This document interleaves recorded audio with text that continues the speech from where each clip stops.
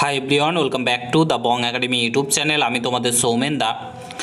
তো তোমরা বিভিন্ন জায়গায় দেখতে পাচ্ছ আগামী 20 এপ্রিল এবং 22 এপ্রিল তোমাদের WBSSC group C group D নাকি পরীক্ষার রেজাল্ট দিতে চলেছে। তোমাদের অ্যান্সার কি প্রকাশিত করে দিয়েছে তোমরা প্রত্যেকে জানো, এবং তোমাদের রেজাল্ট নাকি 20 এপ্রিল এবং 22 এপ্রিল দিতে চলেছে। সত্যি কি তোমাদের এই ডেটে WBSSC গ্রুপ সি গ্রুপটির রেজাল্ট প্রকাশিত হতে চলেছে? এর মধ্যে সত্যতা কতটা আছে সমস্ত কিছু তোমাদেরকে এই ভিডিওতে বলবো। সত্যি প্রকাশিত হবে না কি হবে, কাট অফ কত যাবে, একটু যে সমস্ত কিছু তোমাদেরকে বলছি। পুরো ভিডিওটা দেখার চেষ্টা করবে। চ্যানেলে নতুন হলে অবশ্যই চ্যানেলটাকে সাবস্ক্রাইব করে পাশে থাকা বেল আইকনটাকে প্রেস করে দেবে। যখনই আমি নতুন ভিডিও আপলোড করবো তার নোটিফিকেশন সর্বপ্রথম পেতে অতি অবশ্যই চ্যানেলটাকে সাবস্ক্রাইব করে দেবে।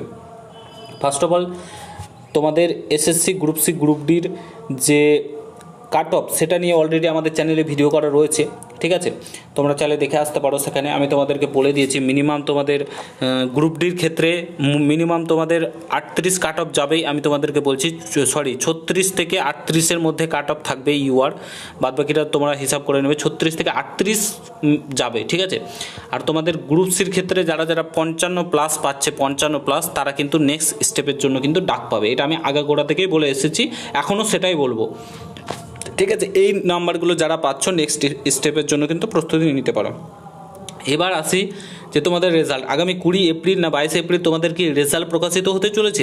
ভোটের আগে কি রেজাল্ট দিয়ে দিবে? রাজ্য সরকার এত তৎপর, WBSSC বোর্ড এত তৎপর। ফার্স্ট অফ অল বলে রাখি, যারা এসব ভিডিও করেছে গাঁজা খেয়ে ভিডিও করেছে, ঠিক আছে? কোথাকার গাঁজা সেবন করেছে আমরা জানি না। এর মধ্যে এই হাই টেনশন, এই যে ইলেকশন, এর মধ্যে তোমাদের কোনো মতেই রেজাল্ট দেবে না। এটা কোনো দিন হতেই পারে না, বিশেষ করে আমাদের ওয়েস্ট বেঙ্গল। অন্য রাজ্যে হলে তাও বিশ্বাস করতাম, আমাদের রাজ্যে এরকম ঘটনা ঘটতেই পারে না।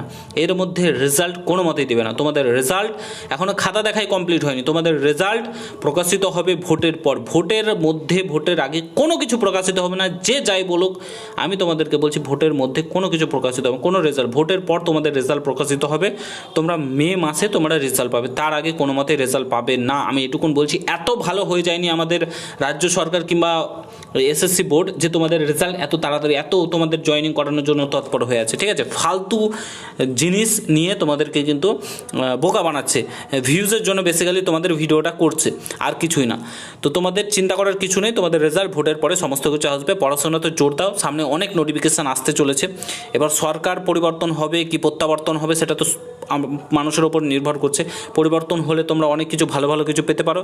প্রত্যাবর্তন হলে সেই যে কার সেইভাবেই এগোবে, ঠিক আছে? পরিবর্তন দরকার পশ্চিমবাংলায়। যে কোনো রাজ্যে দল আসুক না কেন, বিজেপি, সিপিআইএম, কংগ্রেস, মিম, জেইউপি, একটা পার্টি আসুক না কেন, কিন্তু পরিবর্তন দরকার। প্রত্যাবর্তন হলে রাজ্যটাকে শেষ করে দেবে, ঠিক আছে?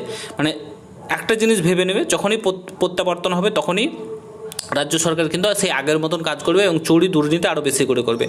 বাকি এটা নিয়ে তোমাদের মতামত জানাবে, ঠিক আছে? ভিডিওটা শেয়ার করবে অন্য জায়গায়। চ্যানেলে নতুন হলে সাবস্ক্রাইব করে যাবে। দেখা হচ্ছে অন্য কোনো ভিডিওতে। ভালো থাকবে, সুস্থ থাকবে। গুড বাই, জয় হিন্দ, বন্দে মাতরম।